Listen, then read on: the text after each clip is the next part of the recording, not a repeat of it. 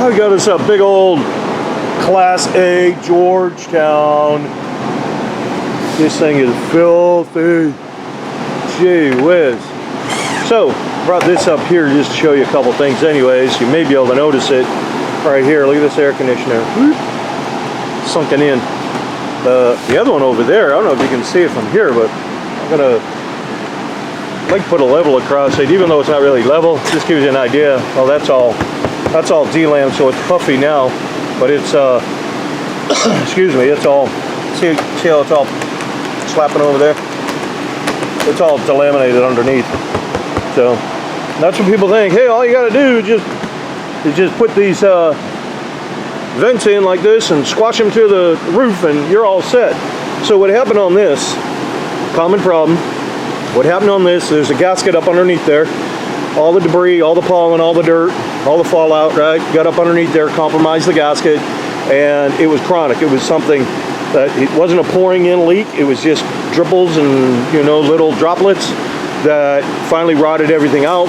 Roof deck sucked it up, and then it started sagging in. So when the roof deck sucks it up, on this particular roof, it's a ply foam. And what ply foam means is that you got your ceiling, you got foam, and then you got your roof. Okay, your roof sheathing. So that's what's called ply foam. When we open this up, I'll show you again. But all that's laminated together and it's vacuum sealed, you know, when they build these. So they're actually a really strong system. Once water gets in it, it just absolutely ruins it. So it does rely on the top and the bottom to really be laminated well, because when it tries to sag, you got one piece fighting the other piece. So again, it's actually a really good system. Plus there's camber on this.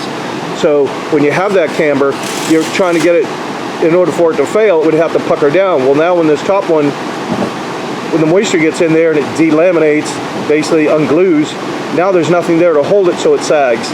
And the ceiling, and maybe I'll go in and show you that, but the ceiling is hitting the slide out trim. So the slide out can't operate properly. We have to jack the ceiling up. So, but that's a pretty good gap underneath there. You can see over here. So we get that. And then, like I said, these aren't the right way to do this. That's not the right way to do a roof system. Is you go online and search commercial roof images. Go online, search that, and you're going to see the air conditioners, the vents. You're going to see skylights and things like that. They're all elevated up off the roof line. That's how a flat roof functions. It doesn't function like this.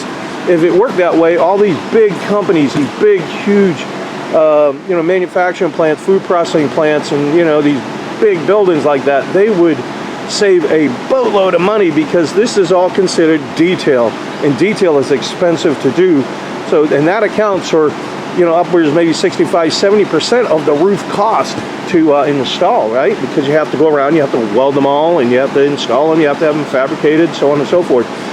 When you get on a commercial level, each curb is kind of designed for what it's got to carry, the load it's got to carry, the size it's got to carry, and so forth. So like certain air conditioners, depending on the size of the unit, would have a certain curb size for the tonnage. Like maybe a frozen warehouse obviously would have a different size curb for that unit than compared to, you know, maybe one for a restaurant. Just an example. But anyway, what we're going to do is make custom curbs. If this is the first video you've seen, then we're going to make custom curbs. And basically what those are, over here, you can see how this is elevated up off the roof line. That's what we're doing. We're elevating all of this. That's what we're doing. That's the proper way to do it. So I custom make all of these curbs, everything. I'll custom make everything for it. I don't like the fact that this is sitting on the roof. Water just tends to get trapped here. So we're going to have to address that. Maybe we'll raise this up, put a stand on it, so we can, and it looks like right here, the awning in itself is actually compromised right here. So I don't know if putting a new awning fabric is on the list of things to do. But anyhow, so you got all these little screws. There is a possibility for a leak, every single one of these screws. Also, again, the water can't drain off, so it's going to back up. You don't want water backing up. You want it to get relieved off the roof. So if we elevate that a little bit, it should be able to go up underneath, and then it will get into the gutter and get drained off. And some people say, well, you know, I get snow up in here and so forth. Well, even if you had snow, it's still not going to come off the roof. So, you know, you may have some snow issues. But like I said, that one right there, I mean, I don't know if you can see it on the camera, but that is a crazy, crazy sag. I'm gonna see if I can put the level across it. I'm not looking for level. I was just trying to show you how much of a sag there is in it. And again, you can see how, like at the end of the level, you can see that moving over there. See it, how it's bouncing? You can see it right here. It's not supposed to do that. This right here, it's not supposed to do that. It's supposed to be real tight. But I mean, this is a pretty good gapping in there. See? And that really is supposed to have a little camber, is my point. So, like I said, I'll show you some other stuff on the inside, how bad it's hitting. But obviously, it's a mess. This is just a piece of Phylon. It's actually, this is a piece of an acrylic. This is a Georgetown. I don't know how much Georgetowns cost, but what I do know is this material is the same exact material that they put on pop-up campers. Same exact material. It's just junk. So we'll be getting rid of that antenna. We'll put another one on there. So that's where we're at so far. So I'll probably leave that up here. All right, let me go show you the inside. I'll show you what it's doing and how bad that sag is. Get around we're trying to set up the scaffold. So we got the inside. We're trying to get that all padded up. Then we'll get our walkboard set across here. We get all our safety rails and everything like that. We'll get all that put on there. And then got a crack in this interior lens. This is to the skylight. That one's already compromised. So if you look right here, you can see you got some distance between the top of that rosette, which is that corner piece, to the ceiling. You get some right there, but as we go down, you can see over here, it's actually hitting that rosette over there. I don't know if you can actually see I don't know if that light, but I'm trying to show you how much of a sag there is in here, and it's significant. You can see it hitting right here too. So that's where the air conditioner is. So we put these blockers in here. That's what we do. You can see it hitting up here too. But we put these blockers in here. This way debris doesn't get in. You can see we got pads on everything. We pad everything all down so we don't get debris in the coach. He's doing this one now. He's working on it. But this is ply foam. So you got your ceiling, you got foam, and then up in here, that's your roof. That's how it's all sandwiched together. That's how ply foam works. Okay, you can probably maybe see it a little better here. See, there's the foam, and then this is the roof deck right here. So, and like I said, that's what we're doing now. It's just you got some of this ceiling falling down. Now we're not, our work order doesn't show for ceiling work, so we're going to get it together, and I think the customer is going to tackle this job himself. So, and the same thing here, how we blocked all this. We also put tape on there just in case something gets in there. We don't want it to get down in your drain. So we take care of your coach. You know, I don't see anybody doing any of this on YouTube, and I just shake my head and I've watched their videos, and you can see they've got vents that are open. You know debris is getting in there. You know it is. That adhesive, whatever. What if you have a product bottle up on there and it comes down and hits the cabinet and then either dents the cabinet, or what if it breaks open and that product is, you know, some sort of solvent that affects the finish? Now you got another problem. So, but okay, well that's what we got here, and you can see some of the damage that's up in here from these. These are your AC ducts, and we don't have them all. Some are missing. Like obviously you can see that the customer's already started to take some of this down himself. So we'll get it back, and then I'm sure he's going to finish it up. We've got it apart. We got new trusses going in. So we've got them all notched for wires. Then we've got all these, very important. So, the way these ply foam roofs, the way they're put together, we box framed that out for the vent. But, right here, that's the air conditioner. That's the ductwork. It's all ran into the foam. So obviously you put that in there, you drop it down, you have to make sure you got that cut out so the air can go through. Well, we got to glue all this together. So we start putting glue in there, and I've got a foam adhesive that I use when that adhesive goes in there, it's going to pour in there, and then the customer's going to say, hey, I got no duct, you know, I got no air coming in. So what happens is this, it's going to fit in here like that. We'll sleeve it in. We'll have to cut this a little bit, but this is going to extend that ductwork. So now when it is sitting in there and I put the foam in there, this will be up underneath here, so this way we don't get foam up into the cavity of the ductwork. That's what they're for. A lot of little pieces, a lot of little things that got to come together before we just start putting a roof on. And there's a lot of stuff that people don't realize.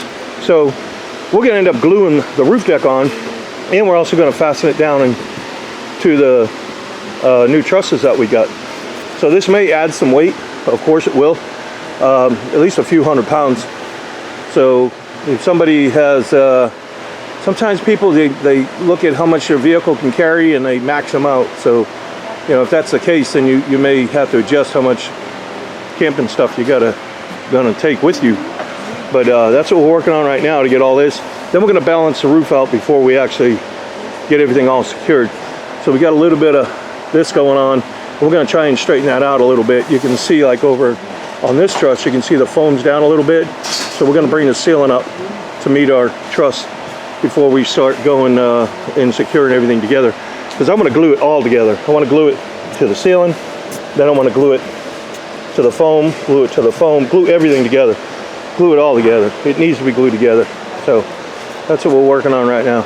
All right, so now we've got all our trusses in that we built. We've got them all in there. And then what the tape is for, there's wires there. And we use a foam adhesive. We glued everything all back together. Everything's all glued. So when we did all this is glued to this piece, plus this is glued down to the ceiling. So everything's all bonded back together. The tape, there's wires under here. And we're gonna use the same foam adhesive and we're gonna bond everything together. We're gonna go right along, we're gonna bond it. But I didn't want the wires to get all foamed and bonded in there, just in case somebody ever had to pull a wire or whatever. So that's why I had it taped up. So we had some blue tape, and then evidently we got some purple tape and some yellow tape, but anyhow, that's what we got. So we're gonna get this, we got all the framing done, like I said, framed that out there with some steel, framed all our boxes in. So now it's ready for decking. And once we get that on, then we can put the shoulders on, but we're gonna rock and roll.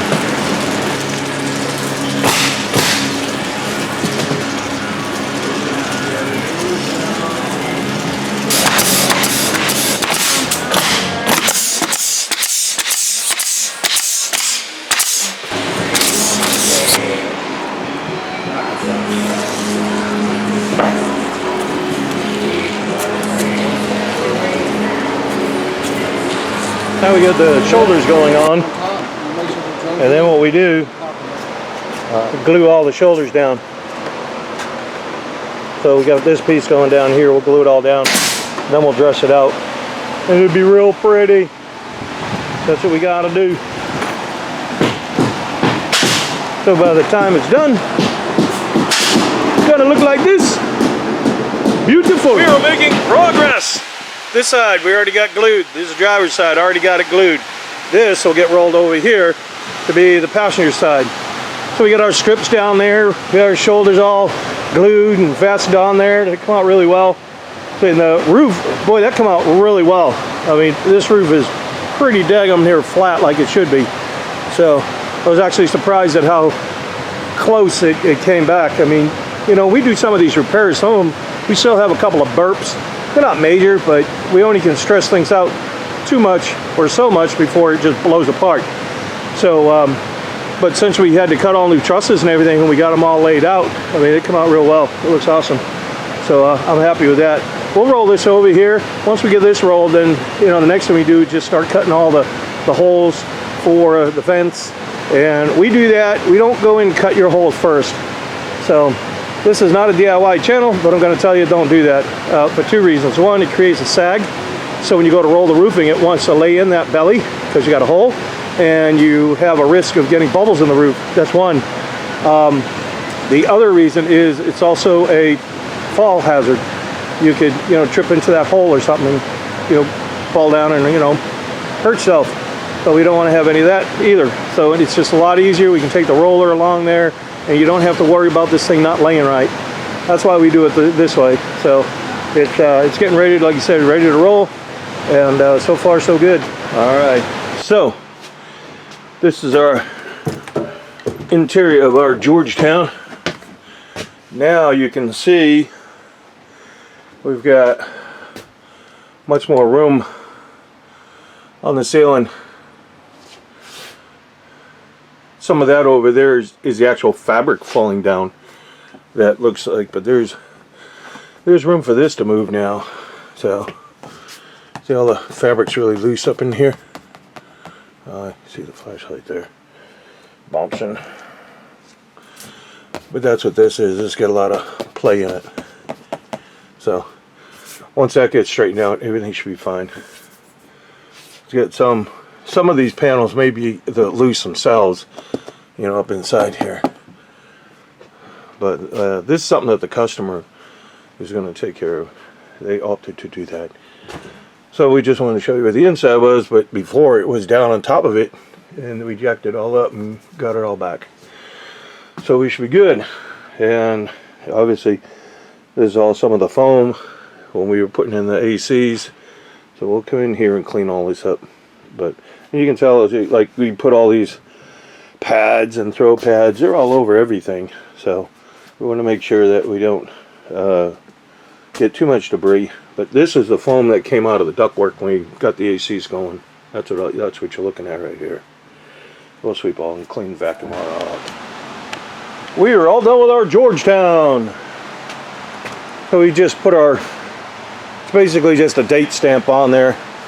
So now if they ever did sell the coach, or, you know, when it comes back in for inspections, we just like to see how the roof's performing, and then we can look at it and say, hey, we put that on in June of 23. Or if they do sell it, they say, hey, the roof was just put on June of 23. So it's still under warranty. Well, first off, I want to thank the customer for bringing the coach to us. We appreciate the work, and we know folks come a long way for us to do these jobs, and they depend on us to do a thorough job, and that's why we take our time to do everything, and we like to try to video everything to show exactly what we found so the customer can see, because everybody's got questions. So they say, hey, watch the video, because honestly I'll probably forget by the time they come around and go, hey, I'll be on another one. But anyhow, we got these boots right in here. These are all heat welded. Everything's all heat welded on here. This roof system is a commercial grade TPO, which stands for thermoplastic olefin. It's a TPO roof. It's a commercial grade. They do make TPO for RVs, but it is really thin. You can't weld it. You'll burn right through it. It's not weldable.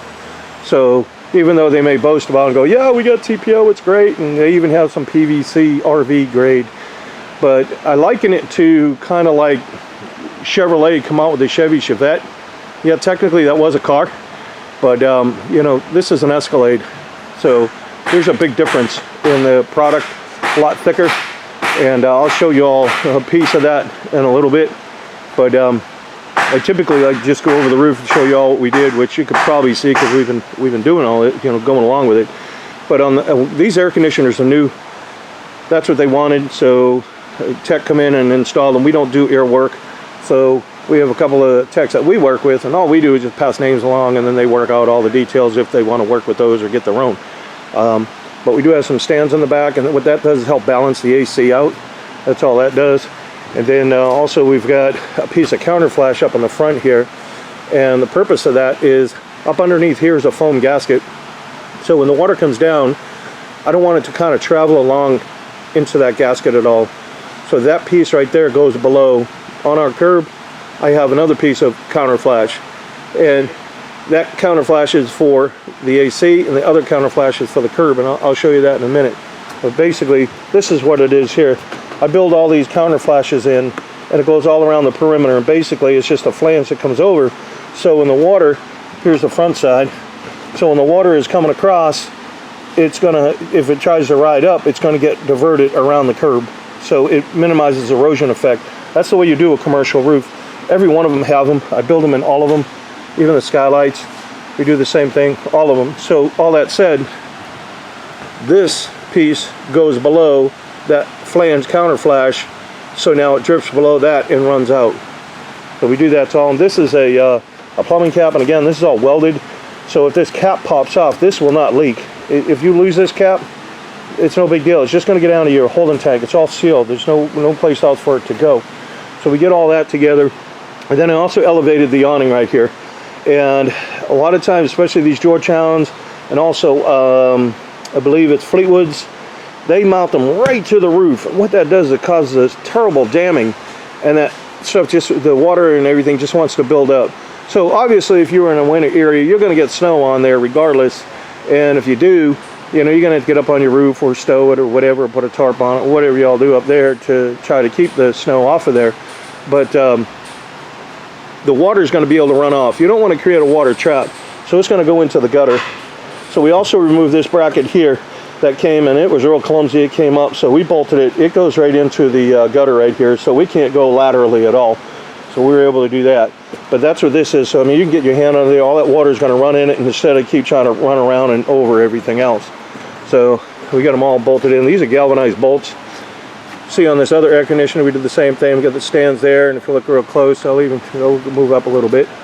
We got the same counter flash going on right here. So on the antenna, what the antenna is, we got those bolts coming up through. Those are 9/16. They do come with some plates. I just take a multi-bit and I make them a little bigger so I can put a 3/8 bolt on them, and they're secured down to the roof deck. And then if anything ever happened, all you have to do is just take a wrench, undo that, pull it off, go in the store, get a new one, and then you can see the coax is on the other side. Just screw it back together. That's how easy that is. On the edge here, we've got right here above the gutter. When these go on, these are all sealed, meaning all the screws. We use a caulk adhesive behind this gutter. We don't use a butyl like everybody else. So we use a caulk adhesive, and we seal every single screw in here. Get that. You can see that? They're all sealed. All those screws are all sealed. Everything's all sealed on here. So, and you can see that little groove. It goes into that track, behind it, and in front of it. That's what I like about this. And I got a special order this stuff. I buy it at 2 miles at a time, like literally 2 miles at a time. But we don't sell anything. Just keep that in mind. We don't sell anything. I don't sell any products whatsoever here. But once we get that on there, then we strike that caulking down, and then I put another application. And then when that cures, I put yet another application.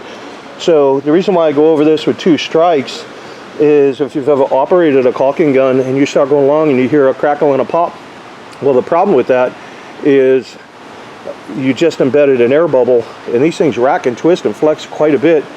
So what are the chances of having one air bubble over another? I don't want an air bubble to breach and then cause a leak.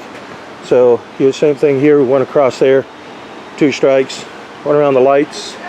So we've got all that done. And then the maintenance on this is real simple. All you have to do is just wash it down with some dish soap. It's real easy to wash. Just some dish soap. Should be washed a couple times a year. Or if you want to go to a truck wash, you could go to a truck wash, and you could tell them to get up there and, you know, spray it down. It'll be okay. We've replaced the awning fabric on here as well. And then we put some spouts on here. Seal the spout there so the water doesn't kind of ricochet back and start getting everywhere it shouldn't be. So then there's another plumbing right here. Then you can see right here, no screws. We don't screw these down anymore. These lenses, when they put these holes in here and everything, and that's where you're supposed to drill the hole. But these flex a lot. I mean, they expand and contract a lot. All these skylights do. So what'll happen is on a hot day, you got a real hot day, and now you get a thunder shower. That's going to cool that lens down like that. It's just going to make it contract. And when it does, it jerks against those screws. And then you start getting these little hair fractures coming in. So what we did is, that's an adhesive that we use, and it's done. It isn't going anywhere. So now at least it can expand and contract with the adhesive in there. That's the best we can do. We can't warranty the lens, you know, and I can't warranty. Now this is a solar fan. Now the point of that solar fan, this is the intake. So you have this lens here, and in the morning you'll get some dew, especially in the colder mornings. You'll have some dew up on here. And then not only do you have it here, but you have it yet on the inside of this lens. Right up on the inside you have it. Now you have an inner lens. So that's all trapped in there. All that moisture is trapped in there. It can't go anywhere. And now when the sun comes up and evaporates on the top, it cannot evaporate what's up on the underside. And what it'll do is cause it to condense. And when it does, it drools down, it follows the profile of the lens, and then it'll get into the roof deck, or in this case, it could get into a curb, but there's no air in there to dry it out. So what I did is design these. This is a ventilation system that I came up with. No one's going to come in there every morning and flip a switch and try to get a blower in there to keep that cavity dry and keep airflow in there. No, it's just going to be impossible for someone to do, especially if you're going somewhere else, you're not around your coach, it's being parked or stored, right? So the whole idea is when the sun comes up to evaporate this, that's a solar fan, that will kick on, and when that kicks on, it draws air from here. So now this, if this cap pops off, if it does, take this plumbing cap and put it on here, because any water from this plumbing cap will just go in a holding tank. But this, however, is just a clean trough. It's just got a ductwork that goes through there, and what will happen is that water will go in there. It will leak inside. So if you notice this gone, replace that. It's just spring loaded, and then up underneath there we also put a little foam. There's a piece of foam, perforated foam, that we put in there so the air can pull through, but we don't want any bees in there. We don't want to get wasps and everything in there. So we shoved it all down inside there. So that'll keep them out. So that explains this here. And then let's see, what else we got? The warranty is real simple. This is a 20-year roof system. That's the material. When they manufacture it, it's 20-year system. When they do the testing on it, it's 20-year roof system. The company doesn't know who's installing it, so the company will not extend a labor warranty. So what we want to do is have folks come back for us to check out the roof and inspect it. They're all free. When you come in and have a roof done with us, your inspections are free. All you have to do is just call us and schedule an inspection and say, hey, I'm coming in, we want to see it.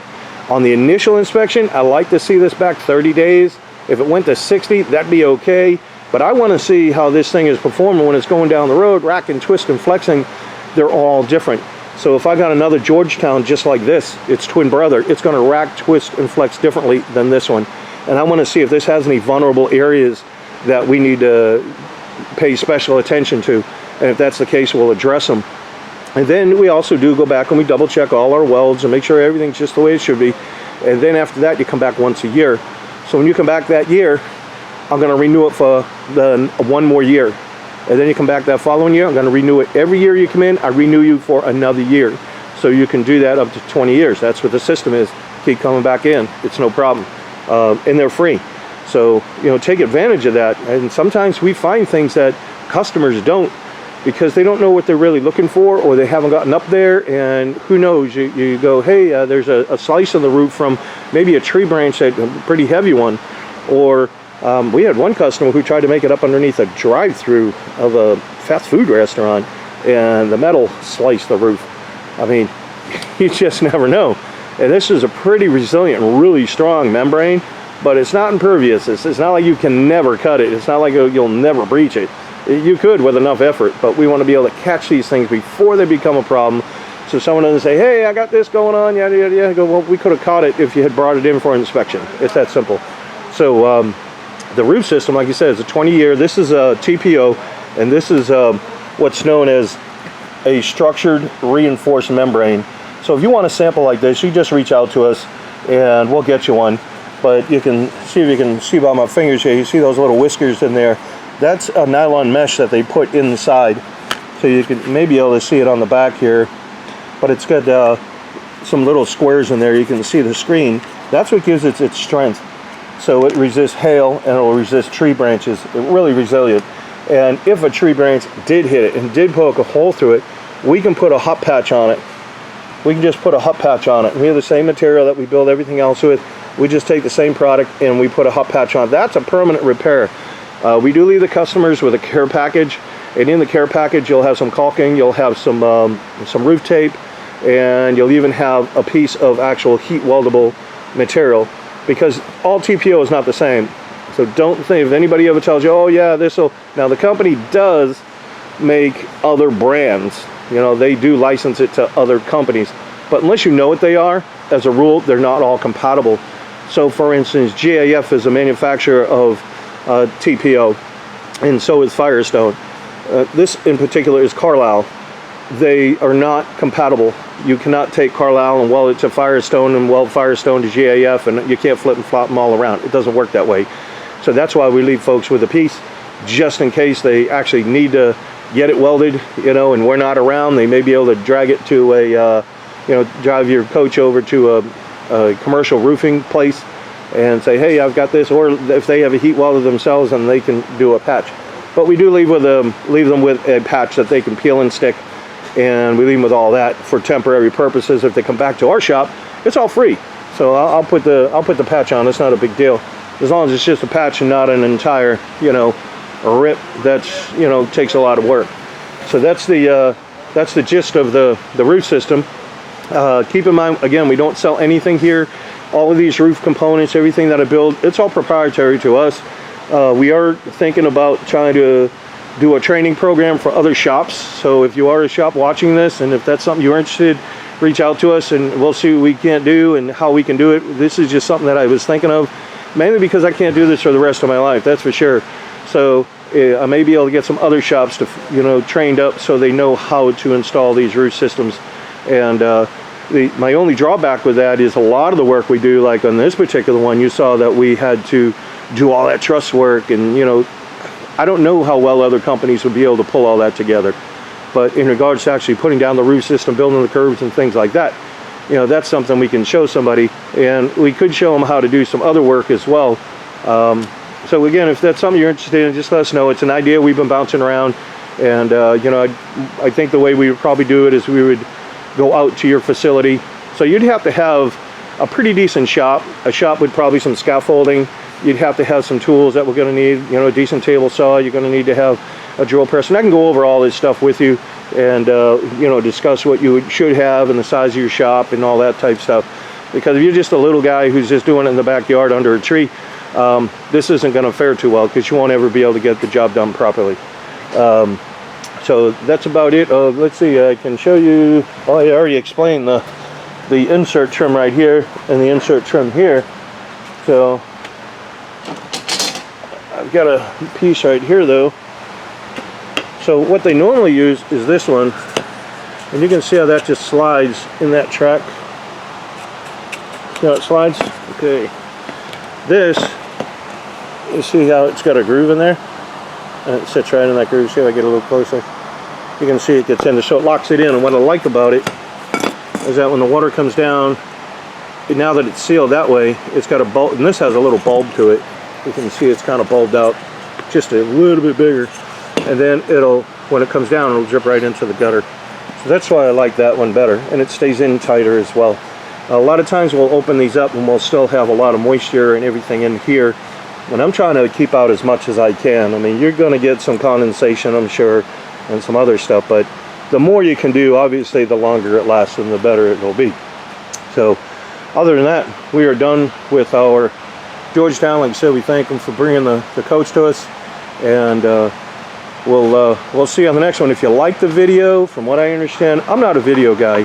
You've been watching my videos, I'd probably make you seasick from the way I walk around, because I'm going faster than what the camera is, and I don't mean to. It's just I try to get the information out there. But all that being said, I'm not a video guy, and we take all these clips, and all I do is just pull them. Actually, I don't do them. The girls in the office, they pull the clips into a program, and then they just, where all the clips end, they just put a transition, so it'll either flip or flop or flip out, whatever it does.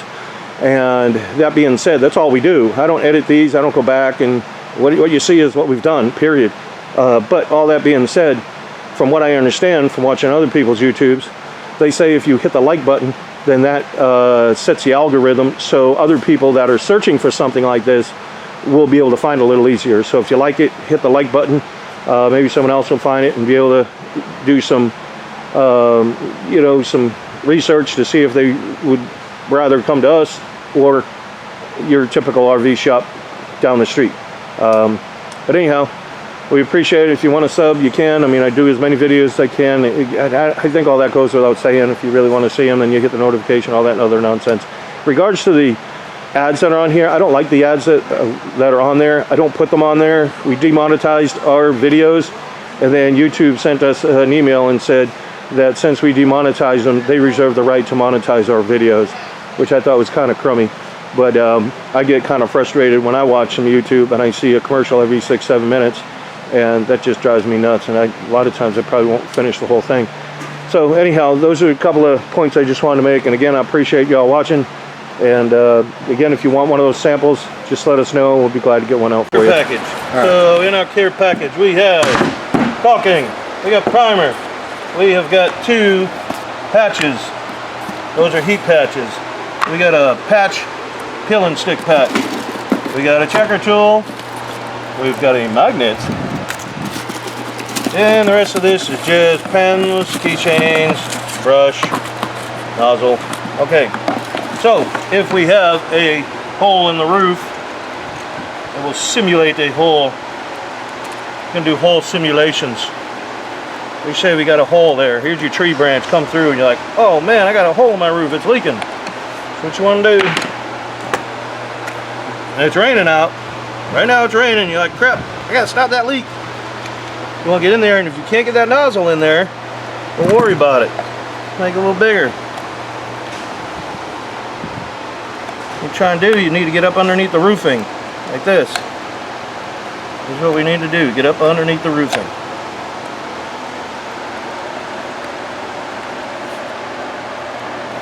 Then you're going to take and you're going to put this up inside there, and you're going to squeeze, squeeze, squeeze, squeeze. Hopefully this thing is plugged up. There it goes. Just squeeze, squeeze. You're going to try and get up underneath this part too. Squeeze up underneath there. Put some more underneath there. Well, we are getting this thing all boogered up. Then what we're going to do, you're going to push it together. See how it oozes out? That's sealed. You're done. This is a moisture cured product. So what? It's a hot mess. Looks terrible. Who cares? Keep the water out. So now, the next day, we're going to go up there, and that's going to be cured looking like that. So we're going to take a knife, and you just shave it down. Just shave it down with a knife. I'm just going to obviously wipe this off. Now you say, hey, I want something a little better than that. So what we're going to do is get some cleaner. This is a terrible rag. You got another one. You got one on you? Oh, get a rag, get a rag, get a rag, get a rag, get a rag.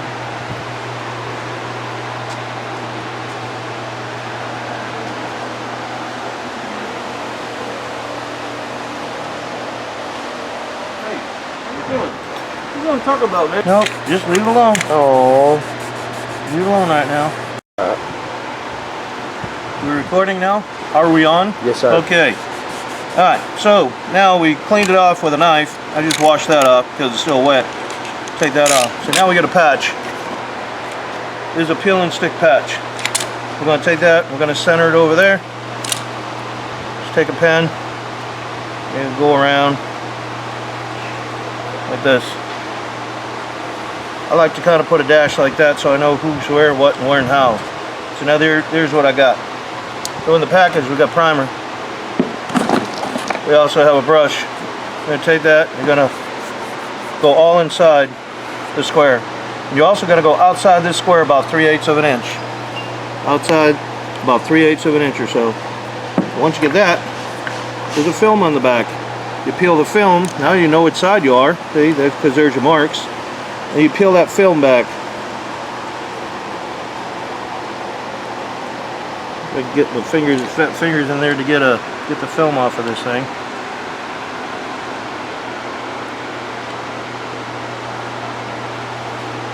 This is just a regular roof tape. That's all it is. We put them in all the care packages. Get that daggone thing off of there. Probably use some fingernails. Probably help. Come on. There it is. Okay. There it is. Now you got the film. You take that film. So now we're going to line it back up with this. We already got the primer under there. You just peel the film back, and as you do, you just rub it down like this. Sometimes that film will get a little stuck in there. This is just a butyl. You just kind of try to keep it as even as you can and flat as you can. Boom, you're done. There it is. So now, out here, this is where your primer is. You put the primer on there. You got primer there, and now you're going to put primer here. You want to prime all this area with your brush. Prime all that. Then you're going to come back, once you get it all primed, then you're going to put a little bit of caulking on it, just like this.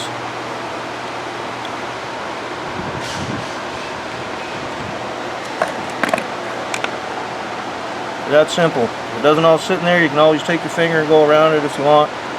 We're trying to obviously stop a leak and make one of, there's going to be a little more permanent of a patch than just that plug that we did when it was raining. So now that we get that all done, the whole purpose of it is this part here, this part underneath here, that's a butyl. When the sun hits that, if you didn't have the caulking on there, it will cause it to release and curl up just like I'm doing here. And it'll start coming loose. That's why you need the primer. That's why when you prime it, you're going to prime on top of this, because nothing will stick to it. Nothing, the caulking will not stick to this patch, and it won't stick to the roof unless you use the primer. That's how you do a patch. Ta-da! All done.